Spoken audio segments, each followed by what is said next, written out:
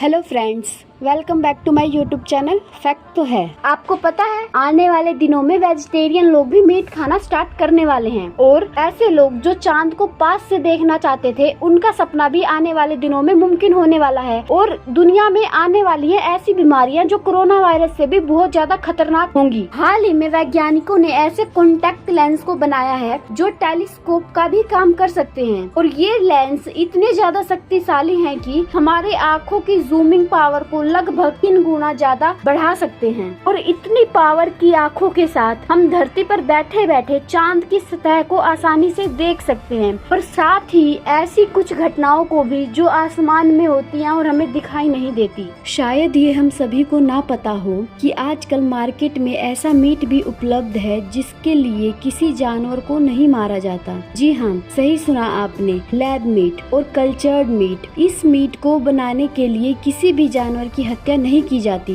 बल्कि इसको लैब में ग्रो करवाया जाता है, इसलिए इसको लैब मीट और कल्चर्ड मीट भी कहा जाता है। लैब ग्रोन मीट, इसके बारे में लोगों को बहुत कम ही जानकारी है। सिंगापुर दुनिया का पहला ऐसा देश है जिसने लैब ग्रो मीट या लैब मीट को मंजूरी दी है। यहाँ यूनाइटेड स्टेट की एक बहुत बड़ी कंपनी ईट जस्ट को लैब मीट बनाने और बाजार में बेचने की मंजूरी मिली है। अब आपको बताती हूँ कि ये लैब मीट बनता कैसे है। इस लैब मीट को बनाने के लिए किसी भी जानवर को नहीं मारा जाता। इसमें मीट को किसी भी जानवर की स्टीम सेल से इन विट्रो सेल कल्चर के जरिए लैब में तैयार किया जाता है। लैब मीट को सबसे पहले साल 2000 में जैसन मैंथनी ने बनाया था। अब सवाल ये उठता है कि आखिर क्यों मीट को लैब में तैयार किया जा रहा है। इसकी कई वजह हैं। आपको पता है सिर्फ मीट के लिए रोजाना लगभग 3 अरब एनिमल्स को मारा जाता है। इंडिया में अधिकतर लोग मीट इसलिए नहीं खाते क्योंकि इससे जानवरों की हत्या होती है, पर लैब मीट को तैयार करने में किसी भी जानवर की हत्या नहीं की जाती और ये एक हेल्थी और प्रोटीन से भरपूर फूड है। अब जब मीट को तैयार करने के लिए किसी भी जानवर की हत्या नहीं होती, अब जब मीट लैब में तैयार होगा तो वो लोग जो प्रोटीन के लिए मीट खाना तो चाहते थे पर खाते नहीं थे क्योंकि उन्हें डर था कि इससे जीव हत्या होगी, वो लोग भी अब मीट खा सकते हैं। और लैब मीट के मार्केट में आने का दूसरा सबसे बड़ा रीजन ये हो सकता है कि कोरोना जैसी बहुत सी महामारियों के फैलने का कारण किसी जानवर के मीट को खाना ही माना जाता है और कोरोना महामारी ने लोगों के मन में मीट के लिए डर पैदा कर दिया है, इसलिए भी लोग लैब मीट को अपना रहे हैं।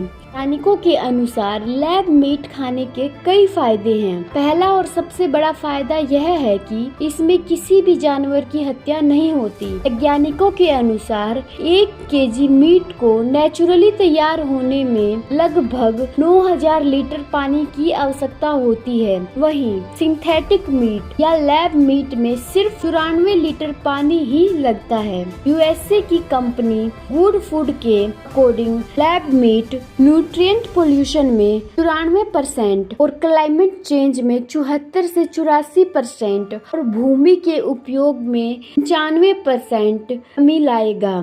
और सिंथेटिक मीट या लैब मीट को खाने के और भी कई फायदे हैं।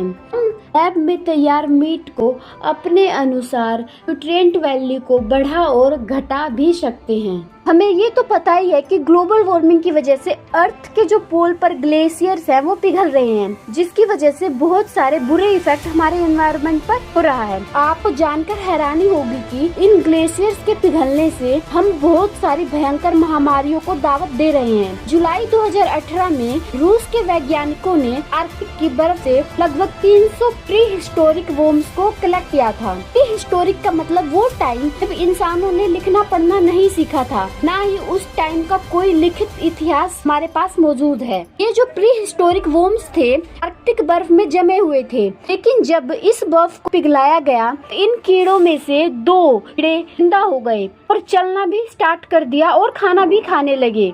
चौंकाने वाली बात ये है कि जब वैज्ञानिकों ने इनकी एज का पता लगाया, पता चला कि इनमें से एक एज 36,000 साल है और दूसरे की 41,000 साल। ना जाने कितने ऐसे कीड़े मकोड़े, वायरस और बैक्टीरिया अभी भी आर्कटिक की बर्फ में दबे हुए हैं, जो बर्फ के पिघलने के बाद पृथ्वी पर तबाही मचा देंगे और ना जाने कितनी भयंकर महामारियों को दावत देंगे।